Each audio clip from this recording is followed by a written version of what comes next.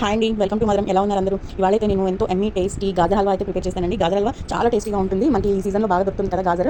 సీజన్లో దొరికే వాటిని మనము తినాలి, ఎందుకంటే అందులో ఉండే ప్రోటీన్, విటమిన్స్ అనేవి మన బాడీకి అందుతాయి. కాబట్టి ఇదిగోండి గాజర్ని ఈ విధంగా ఫుడ్ ప్రాసెస్లో వేసి నేను చాప్ చేసుకొని తీసుకున్నాను. తర్వాత ఒక పాన్ తీసుకొని అందులో బటర్ వేసుకొని, బటర్ కరిగిన తర్వాత ఈ విధంగా చాప్ చేసి ఉంచుకున్న ఈ గాజర్ని కొద్దిగా ఫ్రై చేసుకొని, తర్వాత అందులో షుగర్ ఒక 1 గ్లాస్ ఆఫ్ మిల్క్ యాడ్ చేసుకొని వీటిని కొద్దిగా బాగా ఫ్రై చేసుకోవాలండి.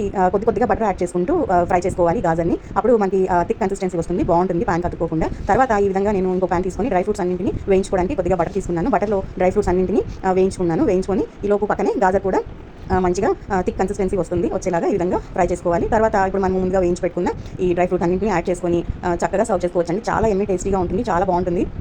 ఒకసారి ఇది మరీ రన్నీ లిక్విడ్ కన్సిస్టెన్సీ కాకుండా అలాగే మొత్తం గుజ్జు అయిపోయేలాగా కాకుండా ఈ విధంగా మంచిగా గాజరు మనకి చక్కగా తింటుంటే ఆ నోటికి తగులుతూ బాగా ఈ విధంగా బాగుంటుంది. ఒకసారి అయితే ఇలా ట్రై చేసి చూడండి, చాలా టేస్టీగా ఉంటుంది. ఈ విధంగా సర్వ్ చేసుకున్న తర్వాత మనము ఇప్పుడు ముందుగానే వేయించి పెట్టుకున్న ఈ డ్రై ఫ్రూట్స్ని